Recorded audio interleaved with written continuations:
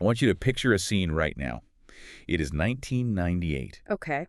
You are standing in this really narrow, just sweltering hallway on the 27th floor of a high-rise building in Harlem, New York. Oh, wow. Okay, I'm right in the thick of it. Yeah, exactly. And just a few feet away from you is a closed apartment door. And behind that solid piece of wood are at least 3 heavily armed fugitives. Right. We are talking about individuals who, like just days prior, were involved in a massive shootout with a rival gang using automatic weapons. So the stakes are literally as absolute as they get. Yeah, I mean, it doesn't get much higher than that. No, it really doesn't. Yeah. So the New York City FBI SWAT team is stacked up in the hallway right behind you.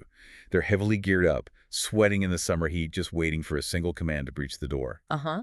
And out on the nearby rooftops, there are snipers who have their rifles trained on the windows of that exact apartment. Right, so the perimeter is totally locked down. Totally locked down. But here's the kicker. This is the detail that makes this situation just almost unfathomably tense to me. Okay, what is it? As the head of the FBI crisis negotiation team, you are the primary negotiator, right? But you do not even have a telephone number to call into the apartment.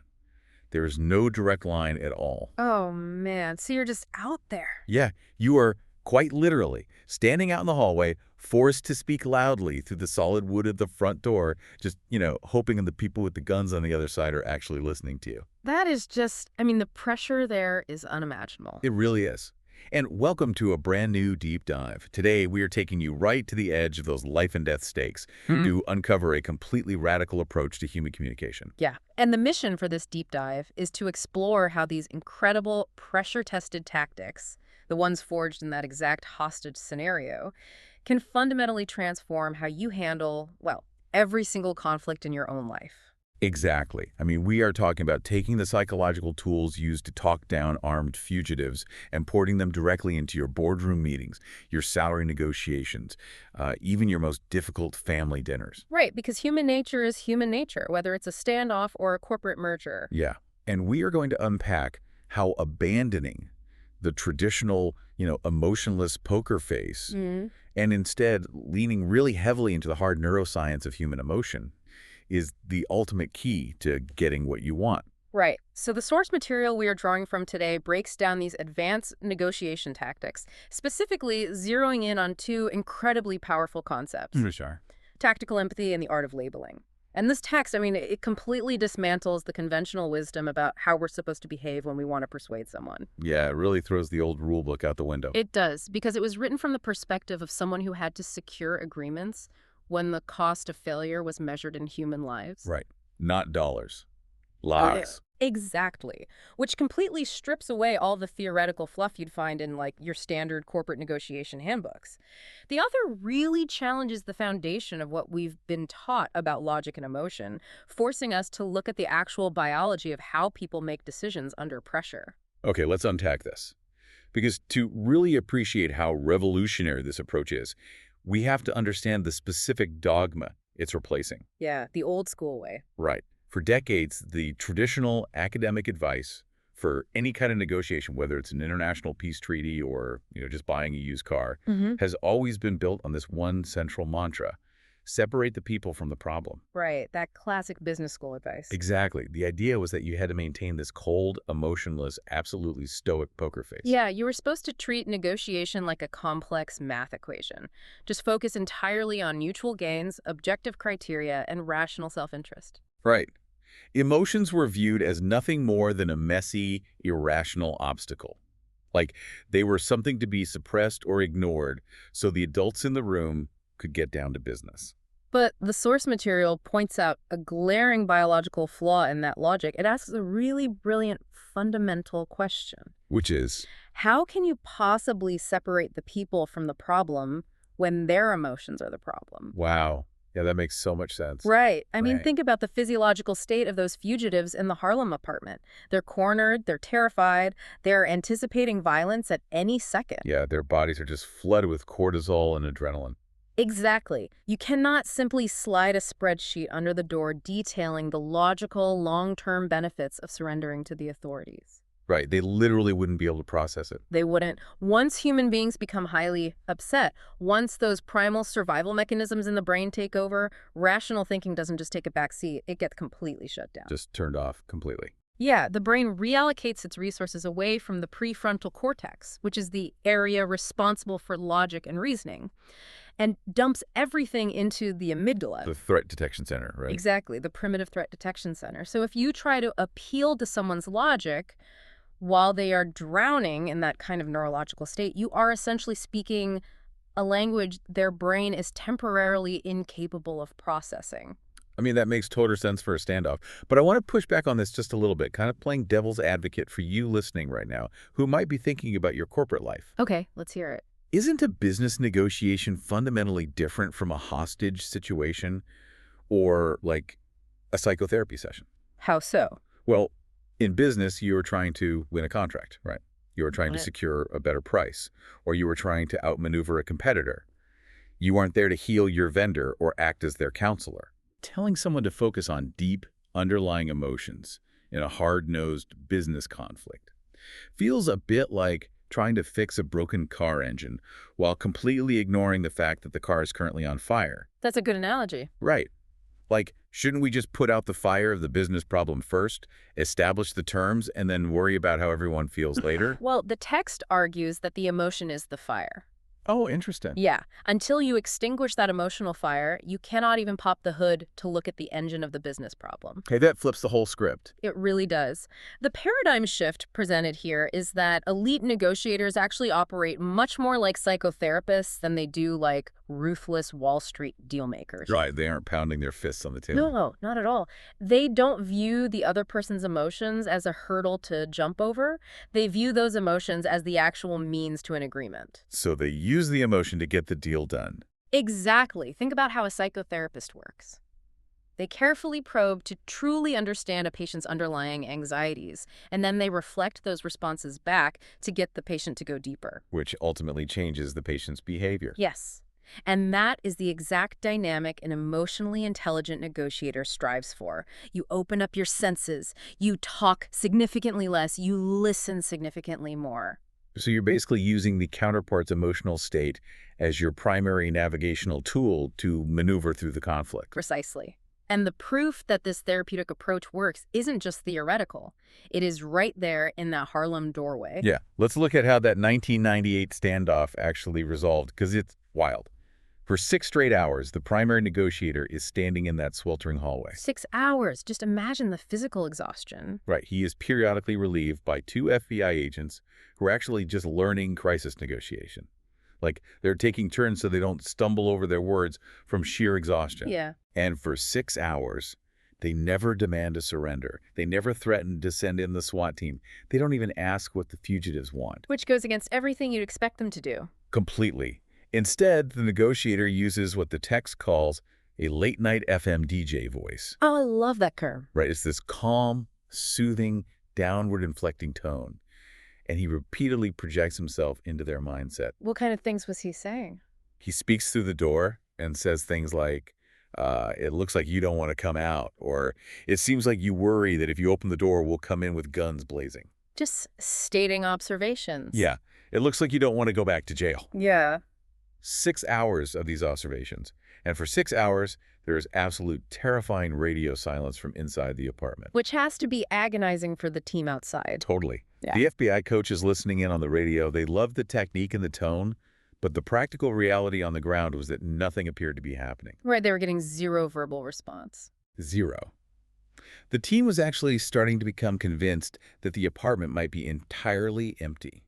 Oh, wow. Like they had escaped. Yeah, that the fugitives had somehow found a way to slip away before the perimeter was fully established. So the pressure to abandon the psychological approach and physically breach the door was immense. But they held off? They held off. Yeah. Then a sniper positioned on an adjacent rooftop radios in a visual change. Okay. He sees a curtain move in the apartment window. A few moments later, the solid wood front door slowly cracks open. The tension must have been unbelievable right then. I can't even imagine. A woman emerges into the hallway with her hands raised, and the negotiator doesn't shout orders. He keeps talking, maintaining that exact same calm, steady, late-night FM DJ voice. He didn't break character. Not at all. And eventually, all three heavily armed fugitives walk out into the hallway and surrender safely. No shots fired. No flashbangs thrown, no shots fired, nobody gets hurt. No. None of them say a single word until the handcuffs are securely fastened. That's incredible. It is. And once the scene is secure, the negotiator asks them the million-dollar question. He asks them why they came out. Yeah. He asks, why did you come out after 6 hours of radio silence? Why did you finally give in? And what did they say? All three of them gave the exact same answer. They said, we didn't want to get caught or get shot, but you calmed us down. We finally believed you wouldn't go away, so we just came out. You calmed us down. That is the defining mechanism of action right there. Right. Not logic, but calm. Exactly. The resolution wasn't achieved through a brilliant logical argument about the futility of a shootout against a SWAT team. It was achieved through systematic emotional management. By consistently articulating their specific fears aloud. Yes. The fear of getting shot in a breach, the dread of returning to a prison cell. By stating those fears, the negotiator slowly deactivated the panic centers in their brains. He regulated their nervous systems from the other side of a solid door. I mean, it sounds like a Jedi mind trick when you hear the story played out like that.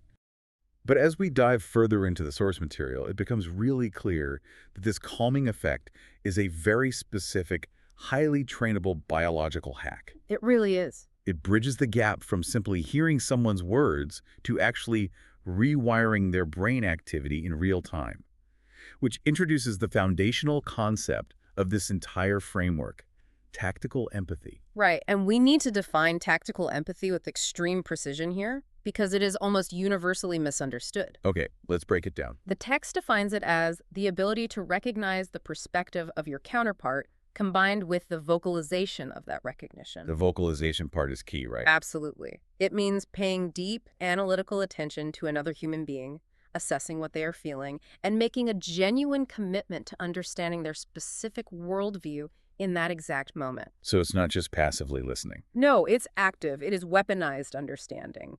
And crucially, it is the absolute opposite of sympathy. Yeah, the distinction between empathy and sympathy is where I think most people get tripped up. For sure. Assuming a baseline of emotional intelligence from you listening right now, we know sympathy involves feeling compassion, pity, or like agreeing with someone's values. Right, feeling sorry for them. But tactical empathy requires none of that.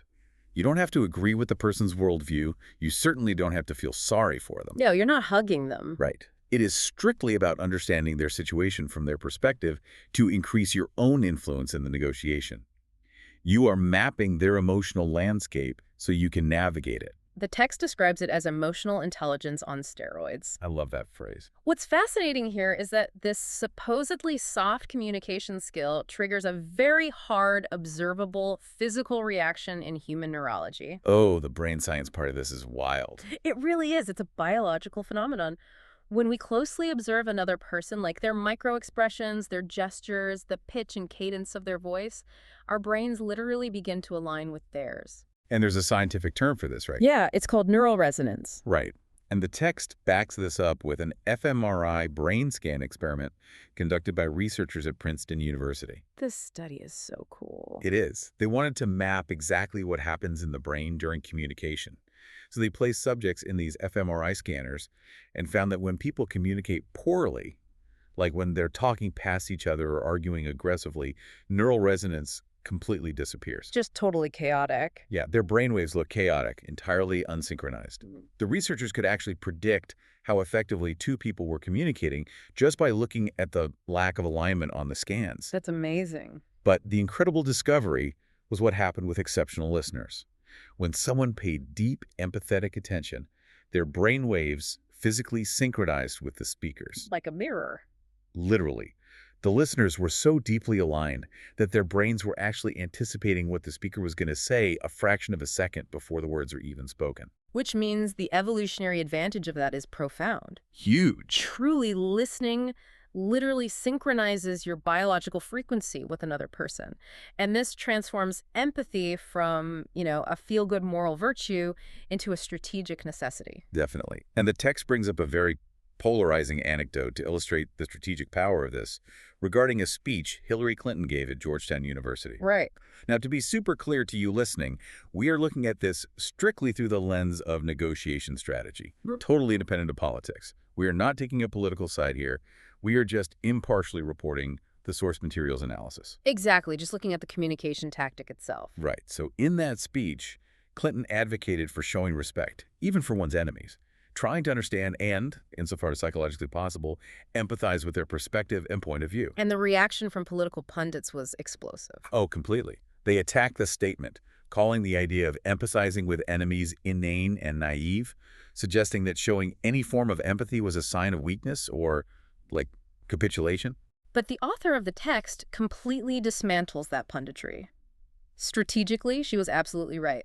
Empathy is not about being nice. No, it's not. Understanding your enemy's perspective, learning what position they feel they are in, why their aggressive actions make logical sense to them in their own minds, and what specific levers actually move them, that is the ultimate tactical advantage. Right. It's intelligence gathering. Exactly.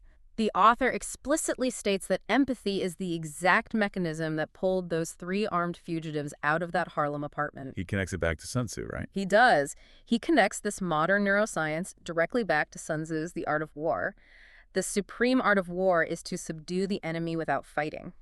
Wow. You use empathy because it is the most effective tool for gathering actionable intelligence and de-escalating a threat. And if you want to test this out in your daily life, the text provides a really great exercise. Yeah, I love this one. The next time you are watching television, maybe a tense news interview or a political debate, don't just passively listen to the arguments. Actively try to visualize yourself in the speaker's exact physical and mental position. Really put yourself in their shoes. Yeah. Try to feel the weight of the pressure they are under. Imagine the details of their life that led them to that specific viewpoint. Even if you completely disagree with them. Especially if you disagree with them. This deliberate visualization practice forces your brain to build up the neural pathways required for resonance. But internal resonance is only half the battle. Right.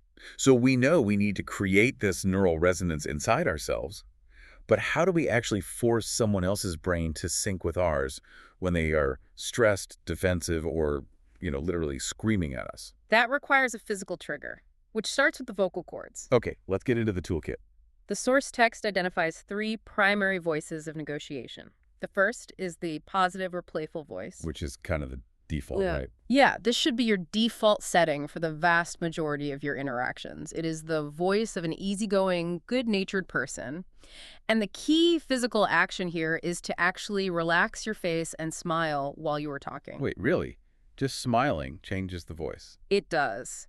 From an evolutionary standpoint, a smile signals safety and a lack of threat.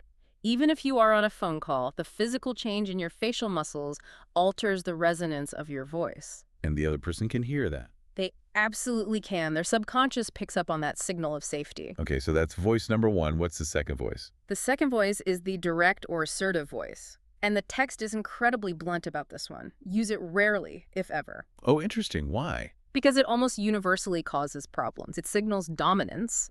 And the natural human instinct when faced with dominance is pushback. Right. Nobody likes being told what to do. Exactly. It immediately triggers the counterpart's defensive reflexes. Okay, so avoid the assertive voice, which brings us to the third voice, the one used to resolve the Harlem standoff. The late-night FM DJ voice. I just love saying that, the late-night FM DJ voice. It's so descriptive. This voice is characterized by a deliberate, downward inflecting tone. It is slow, calm, and conveys absolute authority without ever demanding compliance. So it's not bossy, but it's in control. Exactly. Evolutionarily, when human beings raise their pitch at the end of a sentence like an upward inflection, it signals uncertainty, a lack of power, or a plea for approval. Like you're asking a question. Right. And that uncertainty triggers anxiety in the listener. But a downward inflection mimics a state of absolute safety and control. It grounds the conversation. It essentially signals to the counterpart's nervous system that there is no threat present, forcing their heart rate to slow down. Here is where it gets really interesting. Because once your voice is tuned to the right frequency, you introduce the next tool, a conversational technique called mirroring.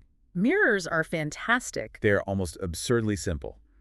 The text defines mirroring as simply repeating the last 1 to 3 words, or the critical 1 to 3 words of what someone has just said to you. That's it, just repeating their words. That is the entire technique. It requires literally no original thought. You aren't formulating a brilliant counterargument. You are essentially acting as a human parrot. But the psychological impact of that simple repetition is profound. Why does it work so well? It's all about how our brains process similarity. As human beings, we possess an inherent biological fear of what is different. It's an evolutionary survival mechanism designed to protect us from tribal outsiders. Right, stranger danger. Exactly. Conversely, we are naturally drawn to what is similar. Mirroring is the art of insinuating similarity. So when you repeat their words... When you repeat someone's exact words back to them, it unconsciously bypasses their critical thinking and signals directly to their amygdala, I am like you, we are part of the same tribe, you are safe with me. Wow. It facilitates incredibly rapid bonding. So if you're listening to this on your commute right now, think about your next meeting today. Let's say your manager gives you a confusing, overwhelming directive. Which happens all the time. Right. Instead of asking, what do you mean by that? Which can sound confrontational or kind of highlight your own confusion, try just mirroring their last 3 words with an upward inflection. Turn it into a question. Exactly. If they say, we need to optimize the deliverables for the Q3 sprint, you simply say, the Q3 sprint. And watch what happens. Yeah, watch how they automatically elaborate. They will clarify their thoughts and give you more information without you ever having to demand it. It's a conversational magic trick. It really is. It compels the other person to fill the silence, doing all the heavy lifting, to keep the interaction moving while you just gather intelligence. Now, mirrors are fantastic for maintaining flow and gathering information, but they don't solve the core emotional blockages. Right, they just keep the conversation going. Think of these techniques like entering a passcode into a secure system. The late-night DJ voice wakes up the screen, and mirroring inputs the first few digits to keep the system active. Okay, I like that. But to actually unlock the system, to bypass the brain's emotional firewall and perform that biological rewiring we discussed, you need the master skill. You need the unlock button. And that is the art of labeling. Yes. Labeling is where tactical empathy becomes an active tool. The text defines labeling as validating someone's emotion by acknowledging it out loud. Naming it. Exactly. It's about giving the unsaid emotion a specific name. The author refers to it as a shortcut to intimacy. Which is such a powerful way to frame it. It is. Instead of spending an hour making small talk about golf or the weather, trying to artificially build rapport, you can build deep, genuine trust in seconds simply by accurately labeling what the other person is experiencing in real time. And this brings us back to the neuroscience. Right, the UCLA study. Specifically, a fascinating brain imaging study conducted by psychology professor Matthew Lieberman at UCLA. This study is the biological foundation for why labeling is so devastatingly effective. What did he do? Professor Lieberman placed subjects in an fMRI machine and showed them photographs of human faces expressing intense, raw emotions: anger, fear, sadness. Okay. When the subjects simply looked at the photos, the fMRI showed a massive spike in blood flow and electrical activity in the amygdala. That alarm system again. Right. The amygdala processes visual threats in milliseconds. It generates fear and panic long before the conscious brain even registers what it's looking at. So just seeing an angry face triggers the physiological cascade of fear in the observer's brain. Yes. Their heart rate goes up, their breathing changes. Just from a photo. Just from a photo.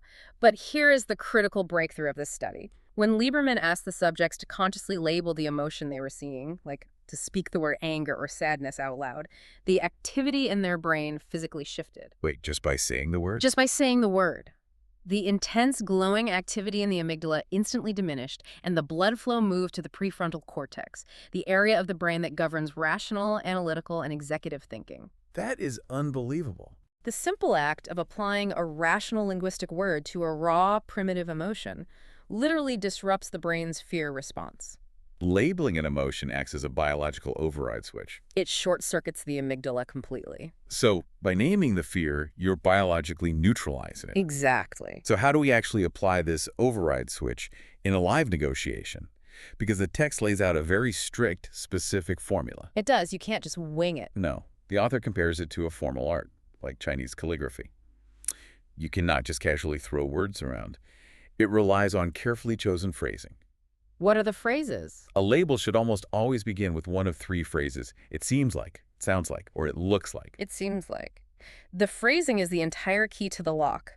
Notice what common pronoun is completely absent from those three phrases. The word I. Yes. When I was reading this, my first instinct was to ask, why can't I just be direct? Why can't I just say, I'm hearing that you are upset, or I think you are angry? The text addresses that exact instinct. The rule is that using the word I immediately raises the counterpart's neurological guard. Really? Just the word I? Yes. Because when you say, I'm hearing that you are upset, you are unconsciously signaling that you are more interested in yourself, your own perception, and your own ego than you are in their experience. Oh, wow. I never thought about it like that. And furthermore, using I forces you to take personal responsibility for the statement. If your assessment is slightly off, or if they simply don't like what you said, they will attack you. Right. They'll say, well, you're hearing it wrong. That's not what I said. Exactly the pushback you want to avoid. Okay, so that makes sense. Using a neutral third-party phrase like, it seems like, makes a detached statement of understanding. It doesn't claim objective truth. It simply offers an observation. It's like softer. Much softer. It encourages a responsive, non-defensive reaction. If they disagree with a label, it's completely risk-free. You haven't committed your ego to the statement. Right, you can seamlessly step back and say, hey, I didn't say that's what it was. I just said it seems like that. Exactly. It is a completely safe way to test an emotional hypothesis. But there is one final rule to labeling that the text emphasizes as absolutely critical. And it might be the hardest one. The rule of silence. The rule of silence. After you drop a label, you must completely shut your mouth. Which is so hard to do. It is. We all have this overwhelming, nervous tendency to want to expand on our thoughts, to fill any awkward silence with solutions. Oh, absolutely. We want to say, it seems like you're stressed about the deadline, so maybe we should push it back a week. And the text insists that when you add that solution, you step on your own label and destroy its power. You ruin the magic trick. You do. The label's true mechanism of action lies in the silence that follows. You throw the observation out there, and then you sit back and let the silence pull the truth out of them. The silence does the heavy lifting. It does. It invites the counterpart to reveal themselves, to elaborate on the emotion, and to confirm or correct your observation. Now, executing the silence requires immense discipline. Definitely. But once you master how to deliver a label, you have to level up to understanding what to label, which requires a really sophisticated read of human behavior. Because people hide things? Exactly. You have to learn to distinguish between the emotion someone is actively showing you and the deeper emotion they are actually hiding. And the text explains that human emotions generally operate on two separate levels. Right. First, you have the presenting behavior. This is the part visible above the surface. The anger, the yelling, the stubbornness. What everyone sees. Yeah. Beneath that surface is the underlying feeling, which is the true, often vulnerable motivation that is actually driving the visible behavior. So the golden rule of labeling, the strategy that really separates average communicators from master negotiators, is this. You label negative emotions to diffuse them, and you label positive emotions to reinforce them. You have to look past the loud presenting behavior. Exactly. You aim your labels directly at the quiet underlying emotions. And the text uses this highly relatable example, the grumpy grandfather. Oh, I think everyone has experienced this one. Right. Imagine a family holiday dinner. The grandfather is sitting in the corner being incredibly cranky. He's criticizing the food, grumbling at everyone. That is his presenting behavior. Yeah. Crankiness. Okay. If you address that presenting behavior head-on, if you say, stop being so cranky, you're ruining the dinner, what happens? You ignite a massive fight. Massive fight. He gets defensive, he doubles down on the hostility, and the whole family dynamic just explodes. Because crankiness is almost never the actual issue. Right. The underlying emotion, the true source of his behavior, is likely a deep, profound sense of sadness or loneliness. He feels left out of the family's daily life because he only sees them once a year, and he is acting out dysfunctionally because he doesn't know how to ask for attention. It's so sad when you frame it like that. It is. But a master negotiator doesn't fight the crankiness. They address the hidden sadness in a completely non-judgmental way. How would they do that? They might pull him aside and say, it seems like you feel we don't pay enough attention to you, and since you only see us once a year, it sounds like you feel left out. Wow. That's a huge shift. By labeling the underlying sadness, you completely diffuse the negative dynamic. You validate the hidden feeling, which neutralizes his amygdala's need to act out aggressively. It opens the door for a positive pivot. Exactly. It allows you to say, we really value this time with you and want to hear what's been going on in your life. It's all about fearlessly walking straight into the negative dynamic instead of trying to avoid it. Because anger is a remarkably unproductive emotion in any negotiation. It really is. Yeah. It releases stress hormones that literally blind people to their own irrationality. If you try to politely ignore negative feelings, they fester, they grow in the dark, and eventually they destroy the deal. But if you drag them out into the light and label them, you force the person's prefrontal cortex to acknowledge the feeling rather than letting their amygdala blindly act it out. And the author shares a painfully awkward story from his own FBI career to prove how powerful this concept of walking into the negative truly is. Oh, the Canada story. Yes. He was working a case and made a massive bureaucratic blunder. He entered Canada without securing formal country clearance from the government first. Which is a huge deal. A huge deal in international law enforcement. And by bypassing it, he deeply angered the top FBI official stationed in Canada. Like, he was risking being expelled from the country and ruining a major investigation. So he's in serious trouble. Serious trouble. He has to make a phone call to this furious, high-ranking official to try and save the operation and his own career. And as the text notes, top-tier officials do not take kindly to being disrespected or bypassed. No, they don't. So how do you fix a mistake that big? The natural human instinct is to make excuses, right? To rationally explain why the timeline was tight, or to downplay the severity of the error. Justify it somehow. Right. But he doesn't do any of that. He dials the number, the official answers, and the author fearlessly goes straight at the massive negative elephant in the room. His opening line is, "Bless me, Father, for I have sinned." Which is an incredibly bold, almost shocking opening for a professional call. It is. And there is a long, heavy pause on the line. The official finally says, "Who is this?" He's probably so confused. Totally. The author repeats the label, "Bless me, Father, for I have sinned. It's Chris Voss." Yeah. Another long silence.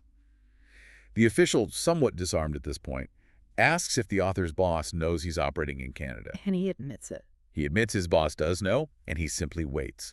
At this point, the official has every right and reason to scream at him, formally reprimand him, and throw him out of the jurisdiction. Right.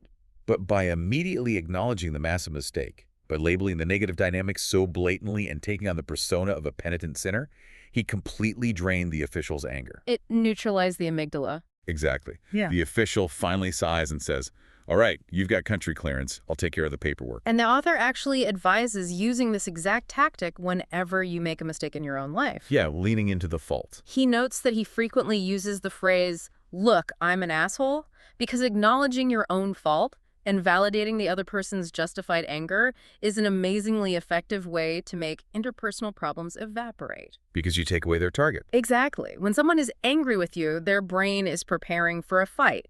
When you agree with their anger, you take away their opponent. The fastest way to establish a working relationship after a blunder is to acknowledge the negative and diffuse it with a label. There is another phenomenal example of labeling the negative in a corporate setting in the text, involving a Georgetown University student named TJ. Oh, the Washington Redskins story. Yeah. He worked in ticket sales for the football team. And this took place during a brutal economic downturn. So nobody wants to spend money. Exactly. The team had been terrible on the field the year before. Off-field management scandals were alienating the fan base, and season ticket holders were canceling their accounts in droves. Just a nightmare scenario for any sales department. A total nightmare. TJ's boss, the CFO, is panicked about revenue. He drops a massive folder on TJ's desk containing a list of 40 delinquent season ticket holders who haven't paid their bills. And he has to call them. He has to call them. And attached to the list is a strictly mandated corporate script for TJ to use to demand the money. Of course there's a script. Right. TJ reads the script, and applying his knowledge of tactical empathy, he realizes it is an absolute disaster. What did it say? The script was aggressive, impersonal, and entirely tone-deaf to the reality of the situation. It essentially read, "We've been trying to reach you. In order to get your tickets for the season opener, you need to pay your outstanding balance in full by September 10th. Oh, wow. Yeah, that's entirely focused on the corporation's needs. Me. Exactly. There was zero empathy, zero acknowledgement of the terrible national economy, and zero recognition of the fans' personal struggles.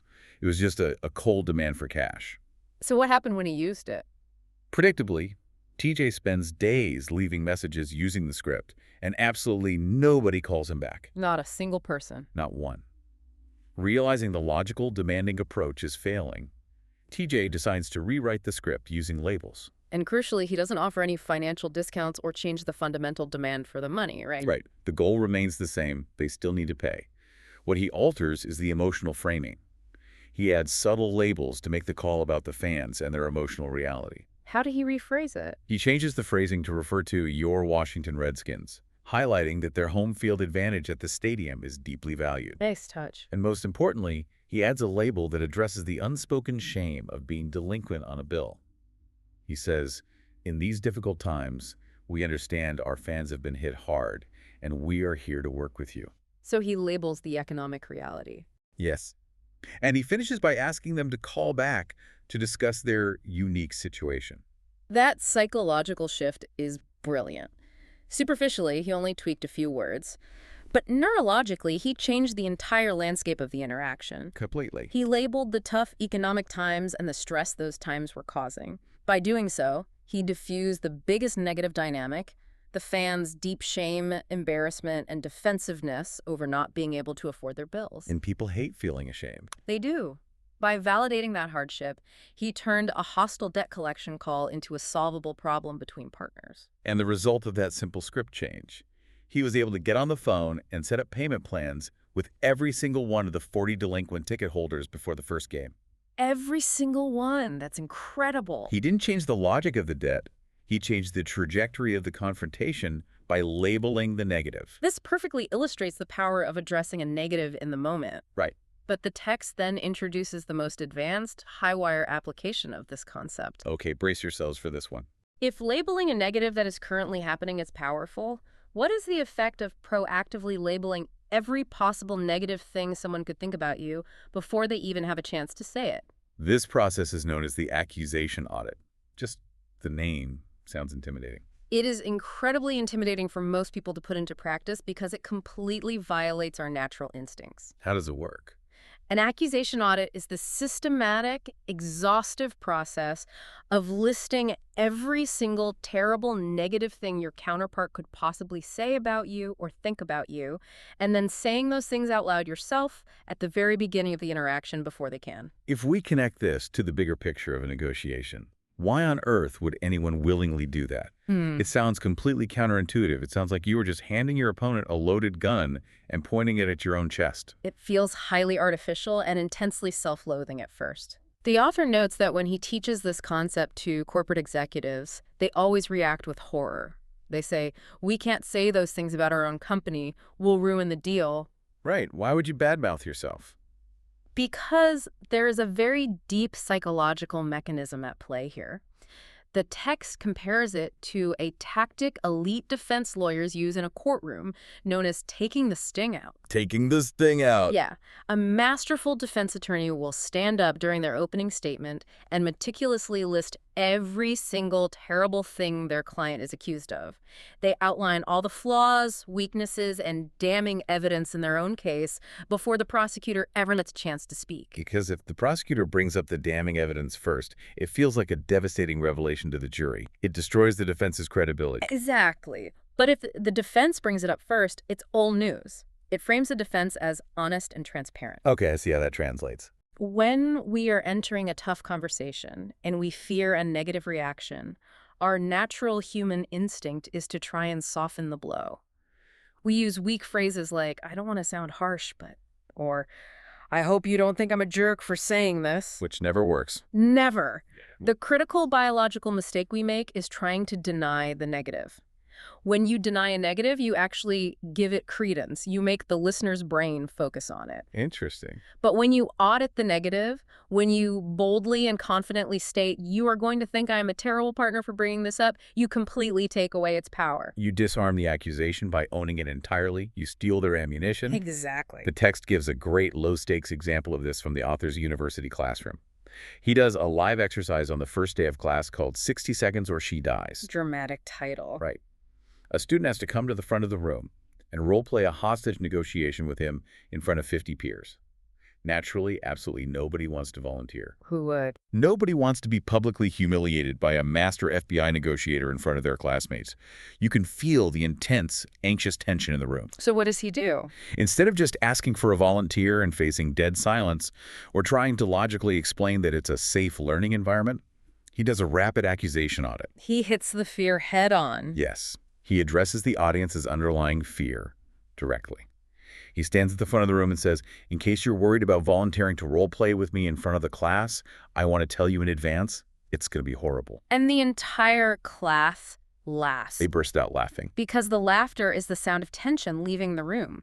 He labeled the absolute worst-case fear that the experience will be a horrible public failure. And by throwing intense sunlight on that specific fear, he bleaches it of its terrifying power. Yeah. Once the laughter dies down, the unreasonable fear seems much less forbidding.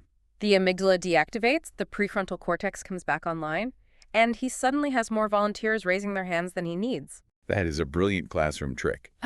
But the text then transitions to a phenomenal, high-stakes corporate story to show how this audit works when real money and careers are on the line. This is the story of Anna. Yes, Anna and her deeply fractured $1 million negotiation. So Anna works for a major government contractor. Her firm won a massive, lucrative deal by partnering with a smaller company. Let's call it ABC Corp.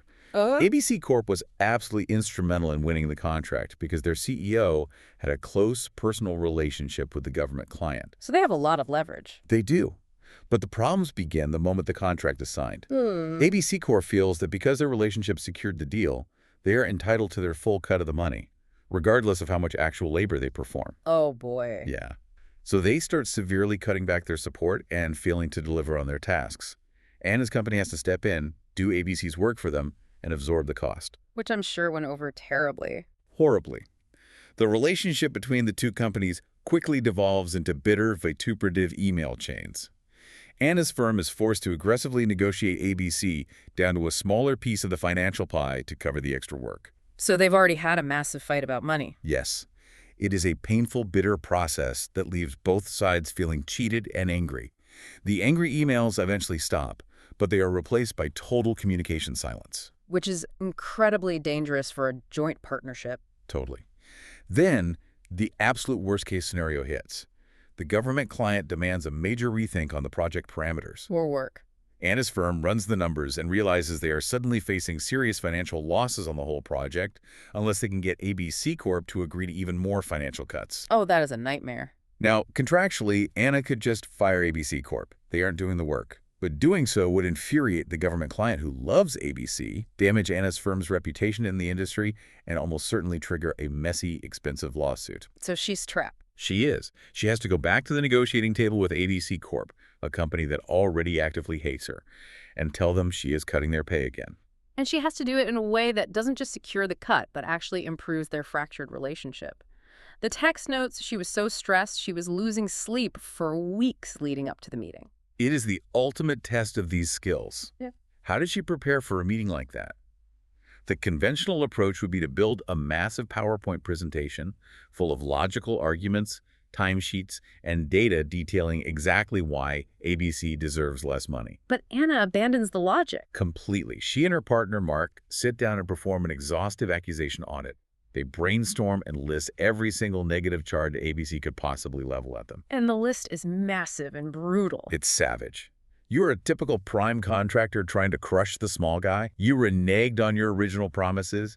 You hid financial information from us. You are bullying us. And they don't just write the list. They practice delivering it out loud. Yeah, the text describes their preparation as theater. They role-play the interaction, focusing heavily on pacing, deciding exactly when to drop each label, and planning meaningful, extended pauses to let the silence do the work. They're preparing to walk into the lion's den without any armor, just tactical empathy. The day of the meeting arrives. They sit down at the table. Anna opens the discussion, and instead of defending her company, she immediately launches into the accusation audit. She drops the bombs. She acknowledges all of ABC's biggest grievances right out of the gate. She says, "We understand we brought you on board to lead this work. You may feel like we have treated you unfairly and that we changed the deal significantly since the beginning. We acknowledge that you believe you were promised this specific work and this specific revenue. And what's the reaction? The physical reaction from the ABC representatives is immediate. They emphatically nod their heads. They finally feel heard. That neural resonance is kicking in? Yes. Anna continues to use open-ended questions to elicit more of their specific fears.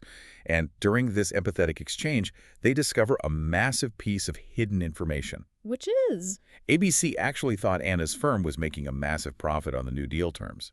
This false belief was driving their intense anger. Ah. Because Anna had established a safe, empathetic environment, Mark has the opening to gently explain that the client's new demands have actually turned the project into a financial loss for everyone, and that they need to cut ABC's pay further just to keep the project alive. When Mark reveals this, one of the ABC reps, a woman named Angela, literally gasps out loud. That gasp is the climax of the negotiation.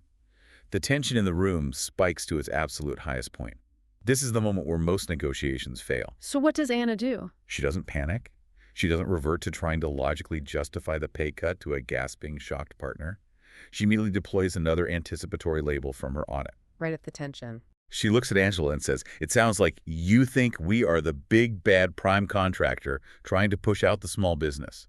Ah. She heads off the most toxic accusation before Angela's brain can even fully formulate it. And Angela's response is the ultimate proof of this framework. It is. Because the negative was labeled and acknowledged by the enemy, Angela's brain is neurologically conditioned to look for common ground. Her amygdala is bypassed. Instead of attacking Anna, Angela immediately defends her. She says, no, we don't think that. We know you guys are in a tough spot too. Wow. Anna then follows up by labeling Angela's professional expertise, saying, "It sounds like you have a great handle on how these complex government contracts should work." Smart. Angela, proud to have her experience validated in a tense moment, agrees. Anna then gently pushes the onus of solving the mathematical problem onto Angela, asking how she would amend the contract so both companies survive the client's new demands. Looking at the numbers without the filter of anger, Angela admits there is no mathematical way to do it without cutting her own worker count. They secure the financial cuts, saving the million-dollar contract and putting the project back in the black.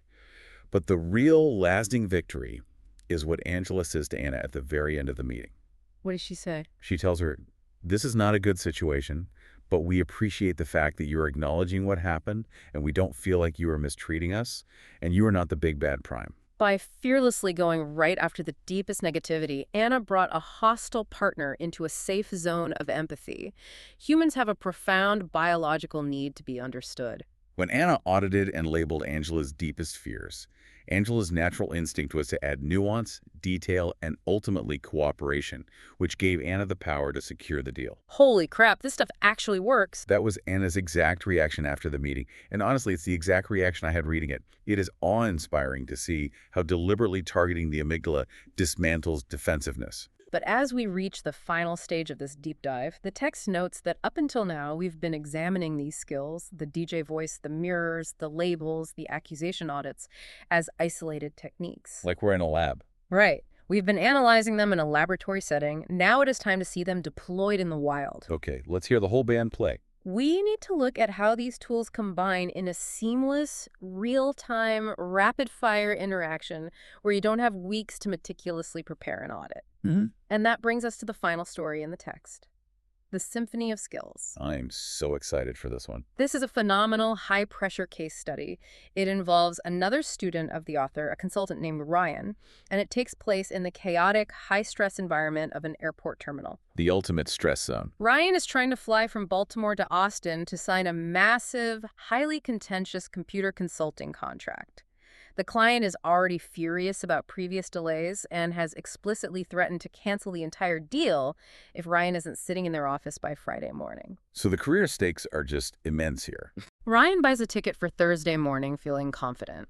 But a freak, severe lightning storm hits Baltimore, closing the entire airport for 5 hours. His flights get completely scrambled. Oh, no. Sitting in the terminal, he realizes he is going to miss his connecting flight in Dallas.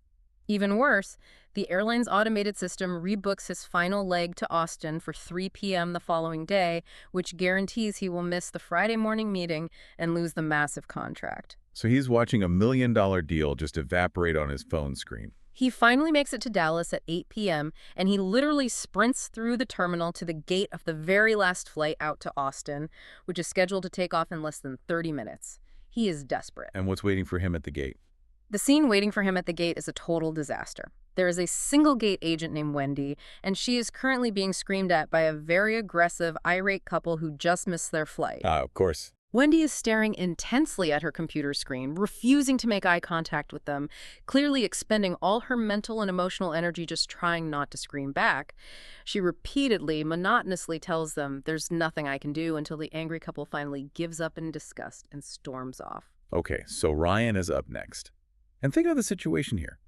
He needs a literal miracle from a gate agent who has just been verbally abused, whose amygdala is firing on all cylinders, and who is completely emotionally shut down. She is basically a wall right now. Right. If Ryan walks up and aggressively demands a seat, or if he tries to logically explain how important his $1 million contract is, she will just give him the exact same brick wall she gave the angry couple. Her brain is primed to view any request as an attack. Exactly. Instead of panicking, he orchestrates a rapid-fire sequence of tactical empathy. Let's break down exactly what he does, step by step. First, Ryan approaches the desk. He ensures his physical presence is the exact opposite of the previous couple. He doesn't look stressed, hurried, or demanding. He uses the positive, playful voice and face. He smiles. He smiles, and his very first sentence is a label aimed directly at the intense negative dynamic that just occurred right in front of him. He says, "Hi, Wendy. I'm Ryan. It seems like they were pretty upset." It's a brilliant opening move. It really is. He immediately separates himself from the aggressive couple and establishes an empathetic rapport. He acknowledges the emotional toll of what she just went through. And how does Wendy react? Wendy, desperate for a normal, non-hostile human connection after being yelled at, sighs heavily, looks up from her screen and says, "Yeah, they missed their connection. We've had a fair amount of delays because of the weather." Okay, so now Ryan transitions to the second tool, a mirror. He repeats the critical last words of her sentence, using an upward inquisitive inflection. The weather. This simple mirror prompts Wendy to elaborate. She explains how the intense storms in the Northeast have rippled through the whole flight system, causing chaos everywhere. Ryan listens actively, and then drops another label to validate her experience. It seems like it's been a hectic day. Wendy opens up even further. The empathy is working. She complains about dealing with irate consumers all day, and she mentions that everyone is frantic to get to Austin for the big game. Ryan deploys another mirror. The big game. Wendy explains that the University of Texas is playing a major football game, and because of it, every single flight is booked solid. And Ryan hits her with one final mirror. Booked solid. Let's pause and look at the structure of what has happened here. Ryan hasn't asked for a single thing yet. Nothing. He hasn't mentioned his crucial contract. He hasn't mentioned his desperate need for a seat. He hasn't complained about his own delays. To Wendy, this just feels like a pleasant, highly empathetic banter with a nice passenger. Right. His words are just ping-ponging between labels and mirrors. Right. But strategically, beneath the surface, he is rapidly building deep neural resonance and actively gathering intelligence. Because of his empathy, Wendy relaxes and lets slip a crucial piece of logistical information. She mentions that while the flights are technically booked solid, the severe weather might reroute people, meaning there could be unexpected no-shows. So the door cracks open. He has systematically cleared the emotional roadblocks in her amygdala. She no longer sees him as a threat, a demanding customer, or a problem to be solved. She sees him as a sympathetic ally in a chaotic environment. And now, only after the empathy is firmly established and the brain chemistry is altered, does Ryan finally make his pivot and present his ask. But look at how carefully he frames it. He doesn't assert his needs. He uses a label to put them in the exact same boat. He leans in and says, "Well, it seems like you've been handling the rough day pretty well. I was also affected by the weather delays and missed my connecting flight.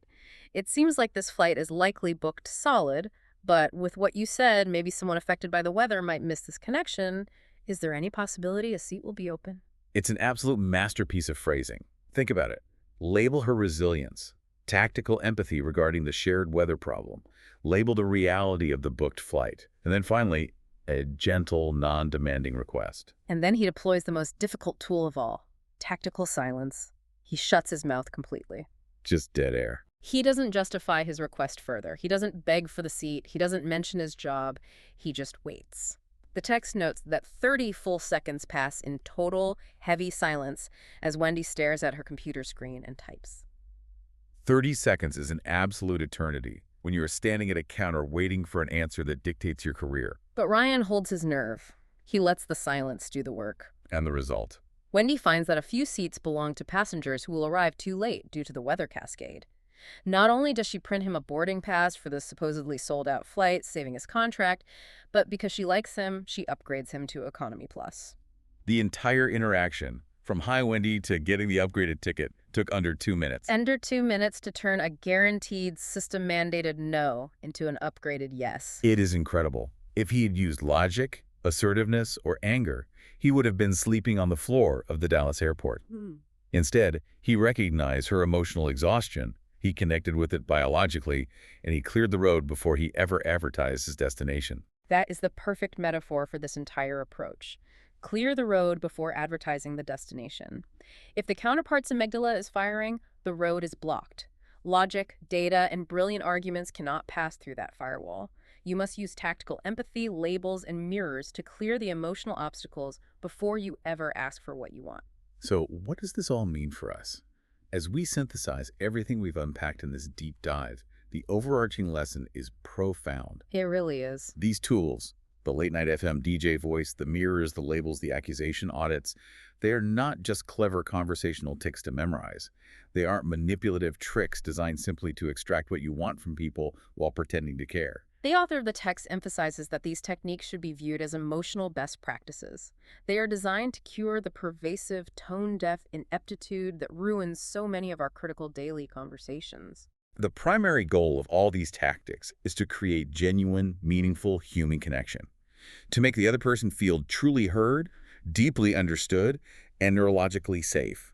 The fact that making someone feel understood also happens to be the absolute most efficient way to extract what you want from a negotiation, that is just a beautiful biological bonus. Human connection must always be the first goal. It is a complete inversion of how most of us operate in professional and personal spheres. We spend our whole lives meticulously crafting brilliant, logical arguments to get what we want.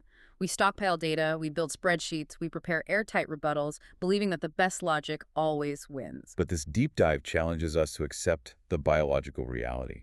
The most flawless logic in the world is completely invisible to a brain that is gripped by fear, anger, or defensiveness. I want you to consider the biggest, most frustrating, unresolved conflict in your life right now. Maybe it's a standoff with your manager, a bitter dispute with a business partner, or a recurring, exhausting fight with a family member over the same old issues. Ask yourself honestly, are you stubbornly continuing to argue with their logic, hoping they will eventually see reason? Or are you finally brave enough to step back, put away your arguments, and simply label their fear? Thank you so much for joining us on this deep dive. We'll see you next time.